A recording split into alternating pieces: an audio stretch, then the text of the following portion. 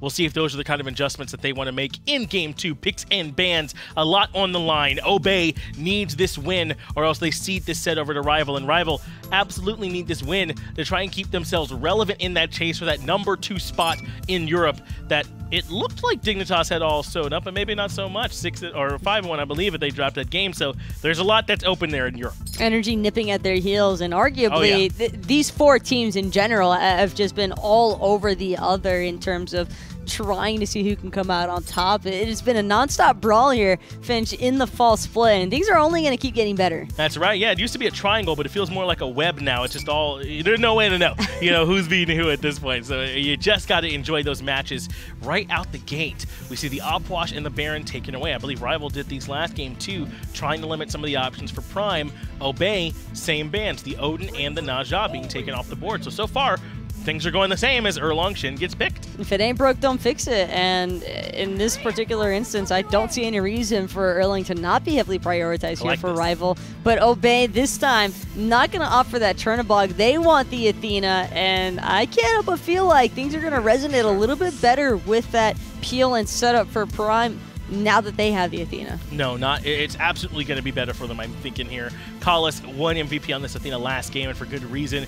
This was kind of the driving force for them playing around those taunts. So now, pairing that with the Chernobog, not only does their team fight look better, but even their duo lane could be strong. Once they get past that level 1, the Chernobog clear, Athena for taunts, that's tough to deal with. I like the Rom pickup, though, especially alongside of the Sylvanus. This is just going to make sure to keep Obey's duo lane in check. Not going to be a guaranteed free laning phase, at least on this Chernobog, because Rom traditionally not necessarily a heavy pressure hunter at level 1. He maybe that can first typically wave, out clear just because of the astral arrows. Yeah. But when you combine forces with the Sylvanus there, now you're working with something, and I don't think that it's going to be a walk to the park for Obey over there, if that is Athena for iRaffer, which I'm assuming so. Yeah, it very much looks like it will be. And Zeus coming in, gotta think that one's gonna be Prime. I don't think Kalis needs to do any hot blink into the tier 2 towers for body blocks or anything on the Sylvanus, but to have a big impact. But hey, maybe if he could pull in a Mulesy here, RivaL certainly wouldn't get mad at him for that one.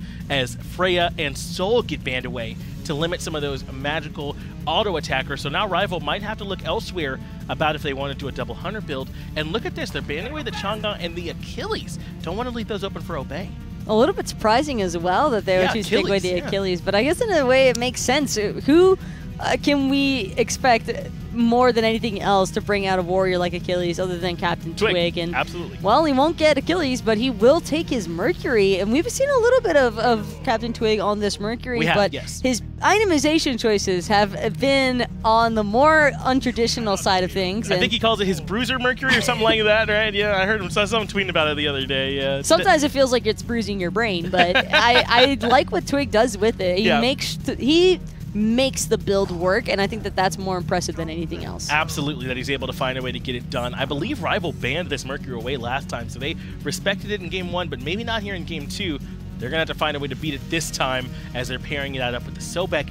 Meanwhile, RivaL have the Thoth now and the Osiris, some strong tools for the defense. Is that enough to win you over, though? RivaL up against Obey in that mixture poll. Let us know who you think is going to win. What about you, Taco? I know you don't get a vote up there, but what about up here? I think the big thing for me on this is that Obey feel like they've really adjusted very well in comparison to Game 1. They didn't really have a whole lot of crowd control, and I think that's where they were lacking in their composition. Now, this time, they might even have a little bit too much for RivaL to want to try and deal with, and that could bring up some mid to late game issues here for RivaL, because while they have plenty of burst and damage between Thoth and the Rom, even the Erlang arguably, it's just concerning because there's not a whole lot of second chances here. It's either you get in there, you do the damage, and you get the kills and dip, or you find yourself joining the graveyard with everybody else. And if RivaL are able to execute immediately, then they'll probably end up being fine, but very worrisome seeing all this consistent initiation factors that Obey have going for them.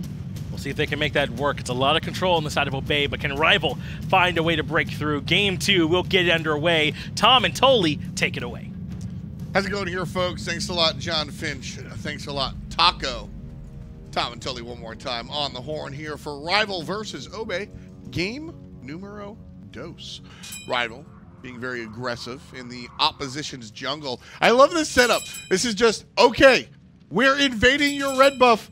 I hope you're okay with it, and they're just going to stand here. It's an old World War II tactic that they're doing right there. Just kind of creating that arc. The stare down? Yeah, just, you know, preventing any sort of, you know, transportation, any kind of trades outside the waters. Oh, man. But RivaL actually are going to walk away from there.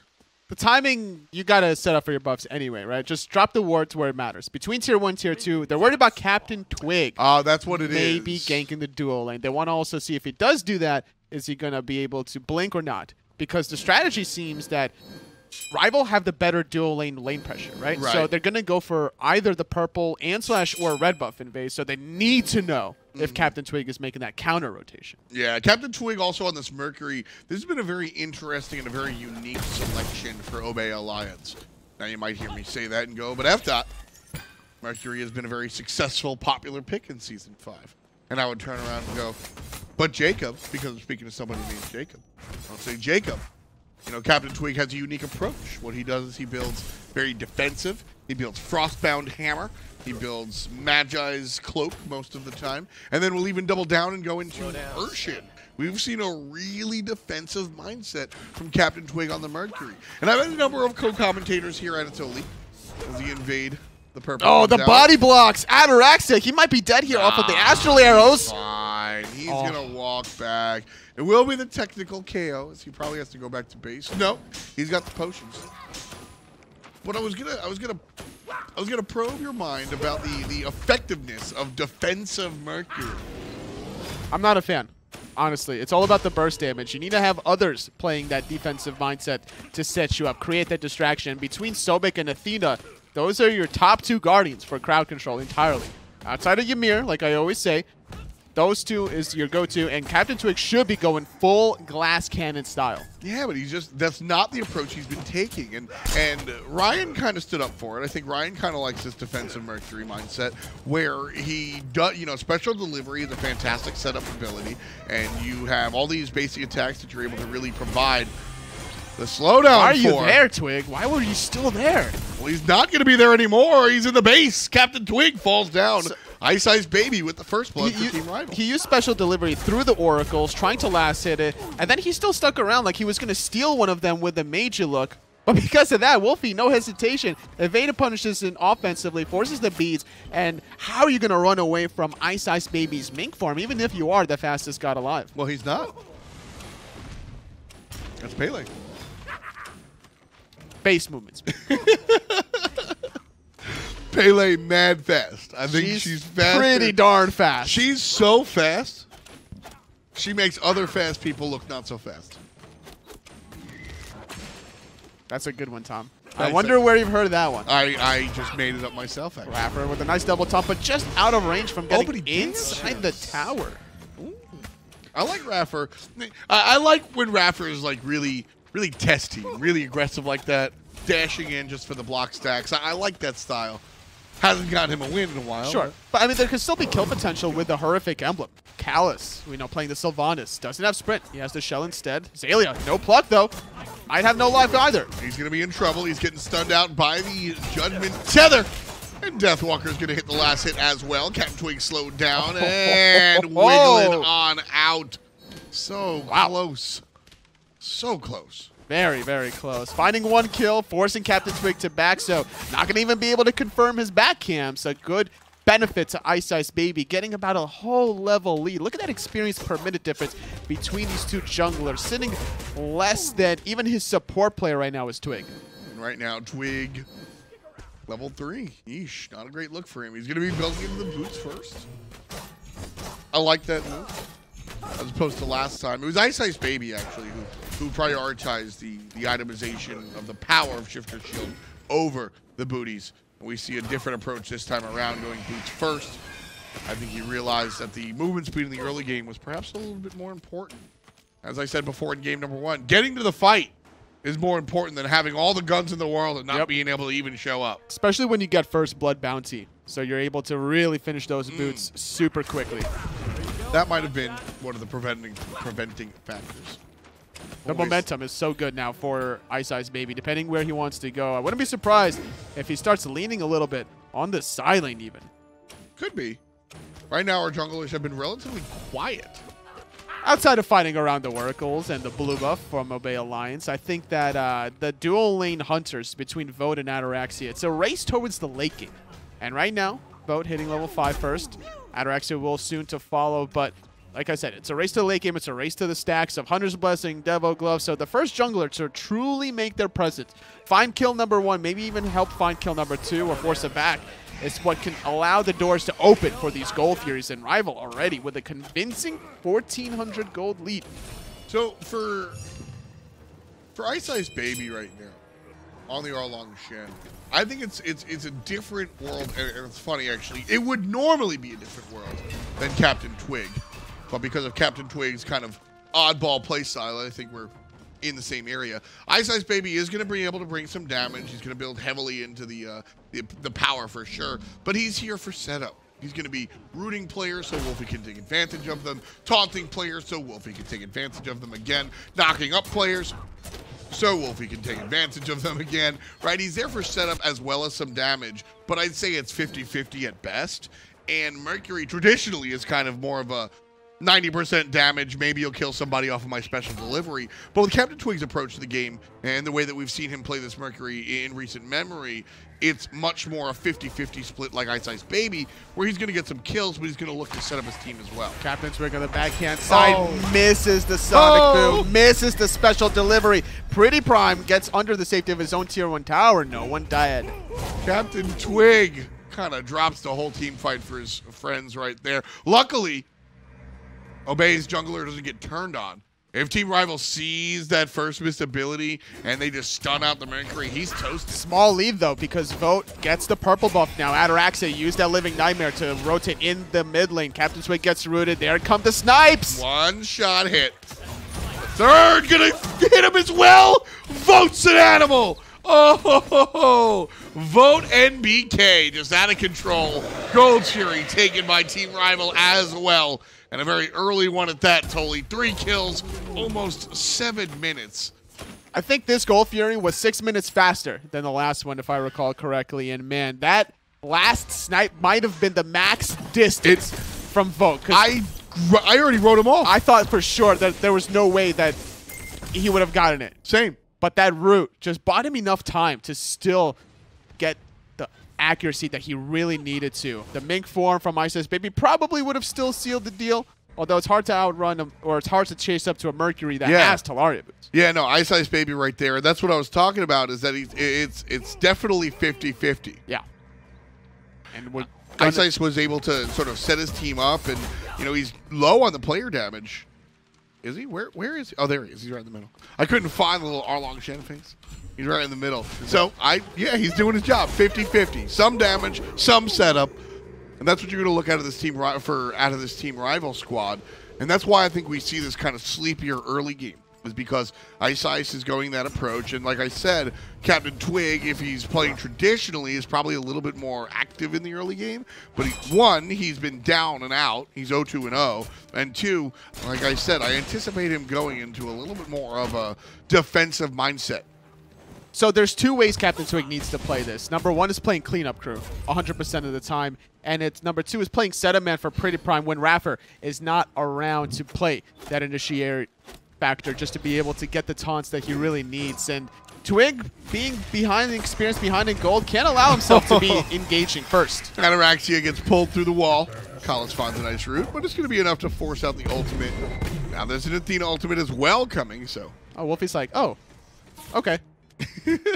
I guess I won't make the rotation. I see him. He's over here, guys. It's all right. Let's get the tower on the left-hand side instead.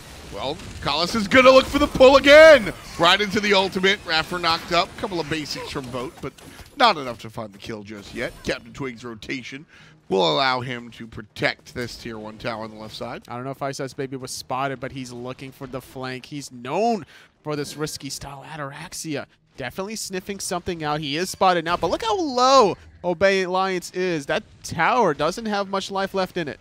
Not just yet. Doesn't look like Obey really wanted to play defense on it either.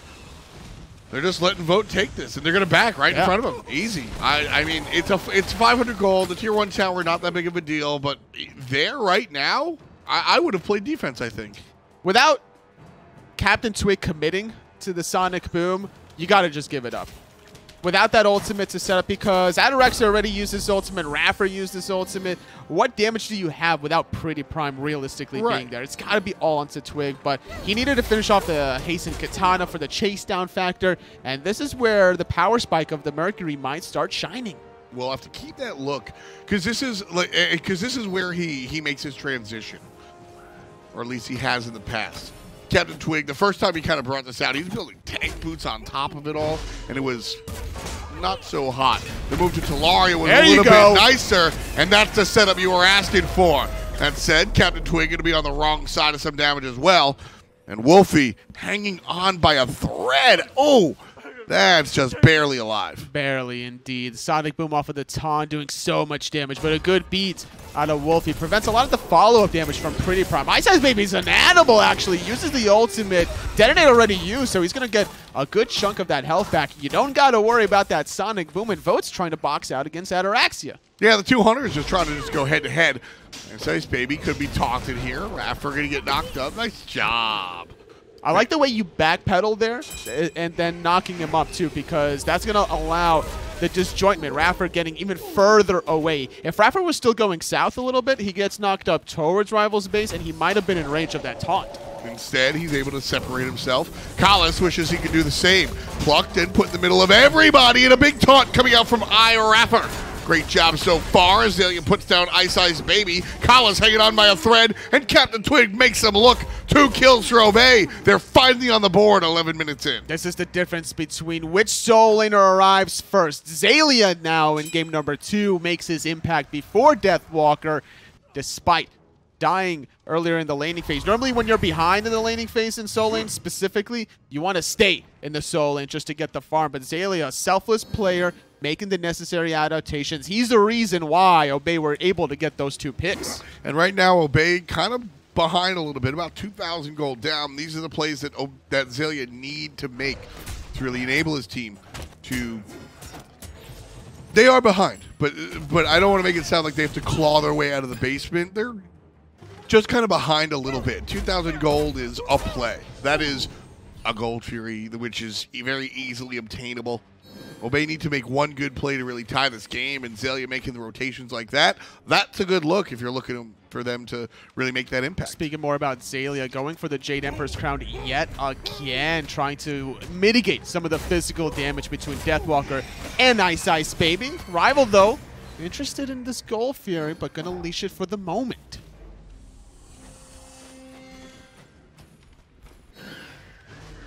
Obey now retreating into their own jungle here, Toli.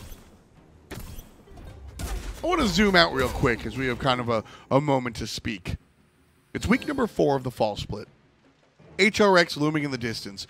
RivaL, this was supposed to be the team, right?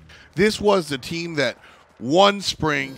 They kind of got beat in the summertime, but I think that had more to do with energy being energy. Oh, yeah. But since that loss, Toli, I haven't seen and this is cliche, and I know, I just haven't seen the fervor, that fight that we're used to seeing for RivaL.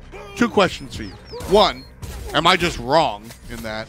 And 2, how real is it from a player's perspective? How real is it? How much can that hurt? So you're definitely not wrong. RivaL have slowed down a little bit, but I think a lot of it has to come to the boost of other teams picking it up. Yeah. Obey picked it up. Very Energy true. definitely picking it up as well, and that caused a lot of RivaL to reconsider some of their drafts, some of their compositions, their itemization choices. And what was the second question you asked? It was about, like, as a player, when you have that sort of loss at LAN, I mean, is this the result of that?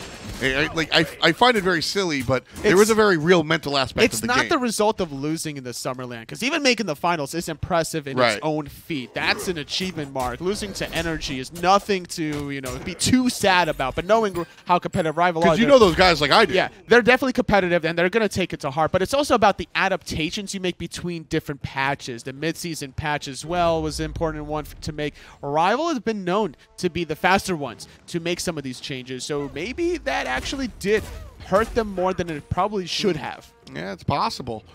But I just feel like I haven't seen the same team RivaL that we've been rooting for. And I talked about it last game, about that identity, right? And I think game number 1 was a really good look for Team RivaL, and it has less to do with how they beat Obey, or less to do with the fact that they beat Obey, and more about how they beat them. I saw a team victory in game number 1, and I think it's very important. If you're a RivaL fan at home, it's fun to root for DW and his oddball picks. It's fun to root for iceicebaby and just hope he can be the hard carry. But seeing Deathwalker go to the Osiris, seeing iceicebaby play this team fight Erlang Shen here, this is a look for RivaL that I love. And honestly, I just want to see Wlfy perform like he did. He went back to the Poseidon as well, which was kind of a nice little, yeah, cute is the word I would use. Just a nice little nod towards his history. And I think that RivaL and Alpha Jackal, if you're out there watching, which I know you are, you nerd, let me know. I'm really curious to know if this was a conscious effort to move back to old school RivaL, because I see the selections that Wlfy has gone. I see Vote going back to the ROM, and this looks like RivaL went, you know what? What if we just turned our playbook back 2 splits and just tried to do, we caught lightning in a bottle and we lost it. And I feel like this is RivaL intentionally trying to regain that back. I don't know if they're intentionally, you know, trying to get that back. I think a lot of it also is that other soul laners have started to pick it up to not allow Deathwalker to carry games by himself. iRaffer going to get pulled in. Sonic Boom is going to distract, and Wlfy's in trouble. Here comes Ataraxia, though, from the left side lane. Vote a little bit more distant. And he's going to make the impact no matter what. Ultimate from PrettyPriMe cuts the team fight in half. You've got Xaliea and DW on the south side, and the rest of Obey Alliance up top following Collis. Ataraxia has to be careful, and PrettyPriMe going to be aggressive. But Team RivaL wind up bailing their teammates out, taking care of the enemy jungle. That was a really nice rotation from Team RivaL. And again, Tolly, a team victory in that team fight. Absolutely. The pull onto iRaffer put CaptainTwig in a weird situation where he actually peeled for his support by using that Sonic Boom instead. This tanky Mercury is not really paying off dividends for Obey quite yet. There's a taunt as the Gold Fury is pulled, and move. trouble for Deathwalker. 25% already. iceicebaby behind enemy lines, trying to distract players. He's saying, come kill me, Obey, and nobody really cares, which is the correct choice. Obey should be looking at the Gold Fury, and that's what they're doing. iRaffer comes in here. Did he teleport? No, he didn't. He actually tried to stop the teleport. CaptainTwig is going to be able to get in the thick of things with Ataraxia cleaning out Wlfy. Okay, thank you. I for a brief moment there, I thought the Athena had teleported in. No. It was Deathwalker teleporting into the Sentry Ward, and iRaffer was trying to stop it, which is why Wlfy dashed in, looked for the stun, but the counter taunt into all the follow-up damage, really punishing this Thoth that had no defensive relics. Yeah, just everything kind of down there. iRaffer equipped with Shell and the Horrific Emblem. I love the Horrific Emblem. The Horrific Emblem is really nice, but what makes it so exciting for you? It's the upgrade. Being able to reduce the enemy team's damage by 20% is so absurd to think about, cutting the DPS by that much. Lasting for a little bit of time, not too long, but you know, you also get the slow effect as well, and it's criminally underpurchased. It really is. And you know, it's funny because I think there are everywhere but the middle is where I kind of want this one. And what I mean by that is, if the opponent has a Kali or somebody that's dealing way too much DPS, I want to buy Horrific Emblem to cut that down. Yep. Right? And also the other side, brief pause here in the action, Team RivaL up 2,000. Also the other side of things where if, like Team RivaL right now, it's a low DPS composition. Sure. You've got a hybrid in the jungle. You've got a hybrid in the solo. There's no real super hard carry outside of the Ram and the Thoth.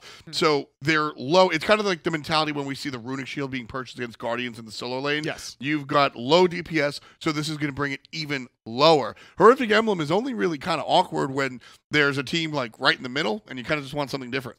And I think that at the end of the day, the long-term investment to really shut down Vote's ROM is where it's going to matter. Being able to mitigate his attack speed, whether or not that gets cleansed, whether you mitigate his damage, it's going to go pay off dividends. Even if you reduce the final judgment from Wlfy's Thoth, it's going to pay out at the end of the day. 500 gold is so small for what this item is really bringing to the team fights. Well, let's head right back into game here. Team RivaL all the way around that Gold Fury.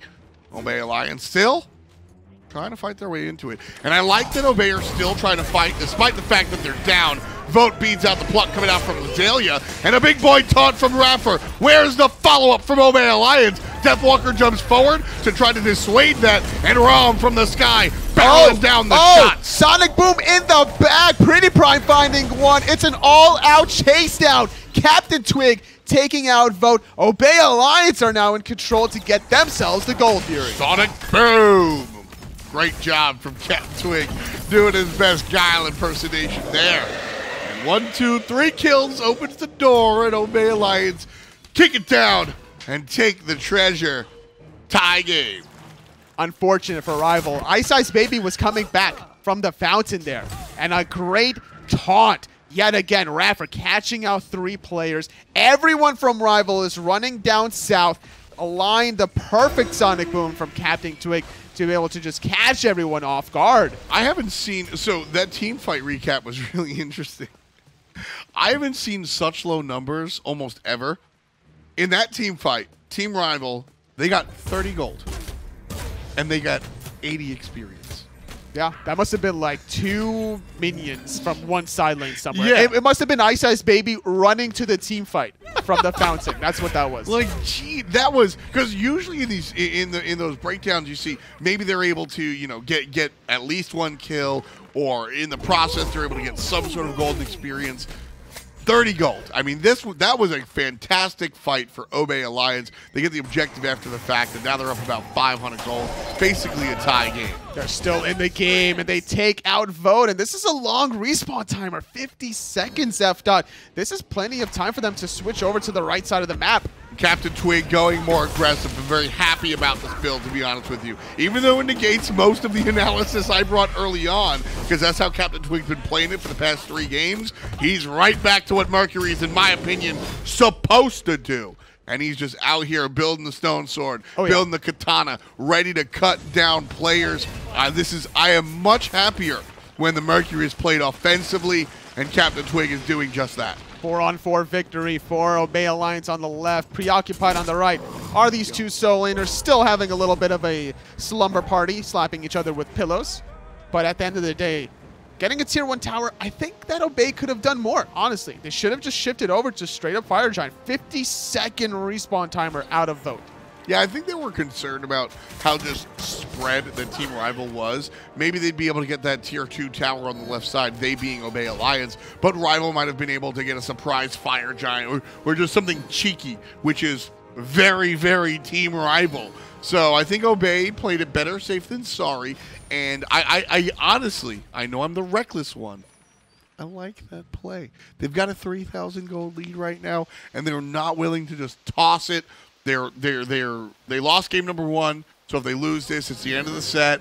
I like the careful play for once in my life. I like the careful play coming out from Obey Alliance here. Well, it's also about the experience lead that they had, because if they could have forced a 5-on-4 fight if they really wanted to. So a 3,000 gold is a 3,000 gold lead. Nice counter blink, Callus knocking up through, keeping PrettyPriMe in place for that final judgment. Everybody looking for the mid lane mage before the detonate comes off, and PrettyPriMe dies nice and early, just the way Team RivaL likes it. Xaliea in trouble, has to dash up towards the north side.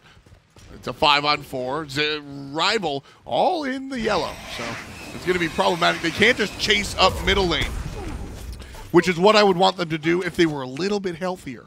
But they've got to be careful of chasing up and then getting okey-doked on. So again, Team RivaL now playing it carefully. And again, I like that call.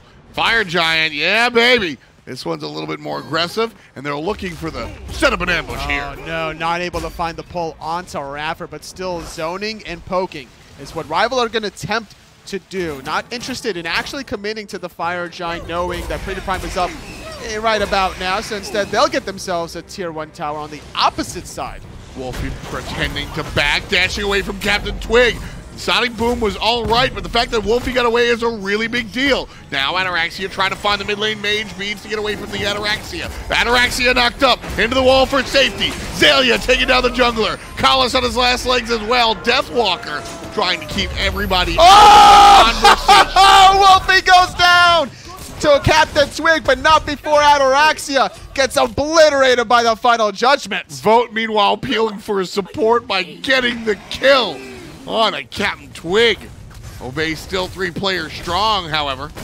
And although iRaffer and Xaliea a little bit less healthy than they'd like to be, they certainly have the damage to take out the tier 1 tower. Wlfy, despite the slash line, is having a pretty remarkable game on these final judgments, at least in the last 2 team fights. Taking out Ataraxia and narrowly clipping or hitting PrettyPriMe in the second last team fight to allow Vote to play cleanup crew. Between Final Judgment and the Astral Barrage out of Vote, that's such long-range artillery that Obey Alliance don't have the freedom to constantly get out and reset team fights. Yeah.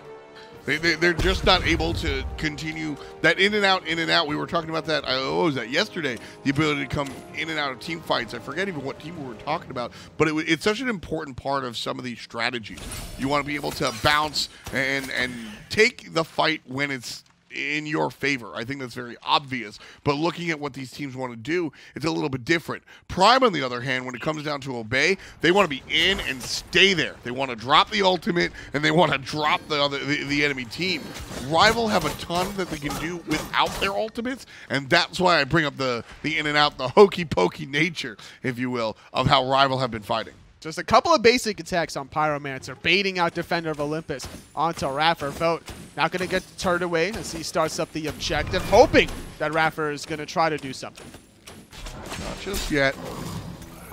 Deathwalker tossed. I think he's dead. He's in a lot of trouble, but he's able to jump away. Very tanky, and of course has the raw mitigation by way of the passive. Nice look there. Ataraxia goes onto iCeicebaby, uses the horrific emblem. The pluck going to get negated. Still CC immune. The final judgment off the mark. CaptainTwig lasted on iCeicebaby. Assist off of Xalia's sickening strike for sure. Obey now with the 5-on-4. The enemy jungle in the base for 40 seconds. Obey looking to open up the Fire Giant here. Great recognition. Obey Alliance collapsing on that backline target. iCeicebaby thought he was safe, but not safe as Callus after the pluck, getting 4 members on the knockup. Callus, however, pays for it. As Ataraxia cuts him down, Hunter style. Xaliea now on the run. CaptainTwig setting up his Hunter. Ataraxia with the Doubloon. And Obey Alliance going to look towards the Fire Giant as 3 members of Team RivaL are sleeping with the fishes. Ooh, Xalia's back is going to get canceled out. Wlfy doesn't have Final Judgment for at least another 40 to 45 seconds. The taunt off the mark. And this was so important for RivaL to keep holding on to the Fire Giant. Yeah, Obey Alliance here. Oh, Xaliea, those here. Good zone. Maybe even find a kill. Possibly. Vote here, though, however.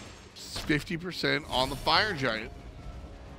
Xaliea knows where he is. Wlfy here as well. Fire Giant's just going to go down. Too slow. RivaL just zoned out by Xaliea. Great job. Vote's in trouble now. And he's just going to be taken care of just like that. Wrapped up and wrapped down. CaptainTwig putting Vote one more time. RivaL, a little too ambitious to defend that, honestly. When you got Thoth on your team to play defense, you could still hold these Fire Giants. But with Vote dead for 40 seconds, 5-on-4 fight from Obey Alliance could just allow them to start barreling down the tier 2 towers. That's what they're doing. Tier 1 on Obey's menu right about now. There we go. Easy peasy. Obey Alliance now up 8,000 gold, 27 minutes in, 14-7 as they double their direct opposition's kills at the moment. And I told you about the goals, but totally the experience also kind of out of this world. Experience is not going to make too much of a difference within the next 2 to 3 minutes. Everyone else from RivaL should catch up to that level 20 department, but this is the point where Obey Alliance, with this about 9,000 gold lead or so, is going to start finishing off their 6th items, working on their potions, working on upgrading their relics, whereas RivaL still trying to get that 5.5 item slot. Fire Giant not grouping up just yet. All right, with the backs, maybe we'll see that. I was very curious as to why Obey Alliance was spread out as far as they were. I think the mentality is to just push up these waves all together. Obey are looking for a big push here. Usually we just see the teams kind of group up and barrel down a lane, but if I'm seeing them spread out and pushing all of the lanes up, 1, they want to get all these towers off the board, and 2, I mean, that tells me that they're looking for more than just a tower here or there. They want to be able to make a big Phoenix push. Using their globals on the side lanes, every other non-mobile god in the mid, minus Ataraxia's Chernobog. He could still make the difference if he wanted to, but it's going to be a pincer maneuver probably where CaptainTwig's going to wrap around the left, Wrapping around the right side is iRaffer. That taunt, so impactful in some of these team fights, and can crisscross some of them even with Twig on the left. 4 members from Obey in the middle lane, just like Team RivaL have here to defend. Kala's gonna knock up a couple. Seems to be that's it. There's a nice ultimate from PrettyPriMe as Team RivaL try to separate themselves. And the tier 2 tower under attack now. Obey Alliance have the positioning. Kalas uses ultimate, but as did PrettyPriMe, and that's why RivaL couldn't follow up from that ultimate. As soon as you see Wrath of Terror, you drop the Zeus ultimate behind the big tree man to not allow the rest of his teammates to follow suit. Not able to really get a kill off of it, but I think it did what it did nonetheless. Tier 1 tower is gone with the exception of the right side. So Obey Alliance thinking about it. Do they want to go for the Phoenix or do they want to go for the tower? It looks like the Phoenix is the call. They only have about 1 minute left on the Fire Giant, so they want to be able to. They're going to get it. I think they definitely will. Here. The taunt from iRaffer, here it goes, right onto Kalas. There goes the pluck, but the root from Ataraxia keeps Kalas in place. There's Road to the Sky trying to find the shots. Can't find him enough on Ataraxia, finds 2. Wlfy finds the 3rd shot, and Ataraxia going to be sitting down. Xaliea trades out, taking care of Deathwalker. Meanwhile, Kalas gets plucked. Displacement is great. And iceicebaby over the wall. It's 2 for 2. I thought for sure Vote was going to let that kill go, but iceicebaby does his best Olympic impersonation with a javelin toss, getting the gold. Wow. Obey now still trying to push here. 3 versus 3. Left side seeming to have dissuaded Obey just a little bit. Oh, they're looking for the okie doke. But Team RivaL not taking the bait. No, not quite yet. They know exactly what's happening. The taunt comes through, and Wlfy in no man's land did not have the beads. And here comes continued onslaught onto Vote, but from the backside comes the jungler. iceeicebaby not gonna. No objective damage. Yeah. No Phoenix damage without Ataraxia available. And the way that started off was a great start for Obey Alliance, but so unfortunate, the miscommunication. The pluck would have been so good from Xaliea, but then the root from Ataraxia keeps Kalas in place, and then unfortunately, for whatever reason, Ataraxia was just a little too far forward, couldn't escape into safety, and he goes down, which stops Obey's push completely still. Game number 1, RivaL had this absurd lead, and game number 2, Obey Alliance have an absurd lead of their own. Why have both these games been so one-sided? It's so volatile between these two teams. At any given day, they can pop off against any opponent, the way the track record goes thus far in the fall split. RivaL beating out Energy in week 1, but then losing to them earlier on in this week number 4. Obey Alliance started things off with a bang, beating out RivaL, but then losing to Energy and Dig in the following weeks to come, but then still needs to find more victories if they want to maintain this impressive 4-2 record. I think that consistency is key, and both of these teams have it. Fire Giant could be next on the menu. The Athena ultimate coming through. Nobody's here. Just do it, Obey. Well, this is Sentry Ward right there, which they did counter. And that could give them the confidence that they need to start it up to get the second one. And without, there's no Phoenixes down. Normally, I would say, come defend this Fire Giant. But Team RivaL, I think, just don't have the numbers to look for. Corridor fights against Obey? No, thank you. Exactly. Athena taunts, Zeus chain lightnings off of his shield, a random pluck around a corner. You're just asking to fall into a trap out of Obey Alliance. So even giving up this tier 2 tower is not the end of the world for RivaL. They can still hold on to the Phoenix Sieges as long as Wlfy can survive and be accurate with his hieroglyphic assaults. That said, I don't think Team RivaL have a fantastic Phoenix defense composition. I think Thoth is really good for eliminating the minions and then making sure that you can find a good stun. The setup for Thoth is very good. But I don't really the Erlang Shen has the big taunt, and that's not my favorite player, or excuse me, not my favorite character when it comes down for the Phoenix defense. It's not like you've got Fear No Evil. Taunt is all you've really got, which is a nice move and can set up Wlfy. But if that taunt doesn't really enable at least a kill, it's not going to be good enough. And then Deathwalker on the Osiris, I mean, what's your take on how he plays defense? He's just going to peel for his backline to mitigate the damage with a tether. Keep somebody slowed, get them out of the action, maybe try to absorb a pluck for somebody else on his team. That could be one tactic. I don't mind iceicebaby's form of crowd control because he's going to blink knock up several people to disrupt any sort of follow-up DPS. That's fair. RivaL can just fall on back, allow Obey to enter that Phoenix range, And that's where the blink's going to come through, the knock-up, keep Ataraxia just in check.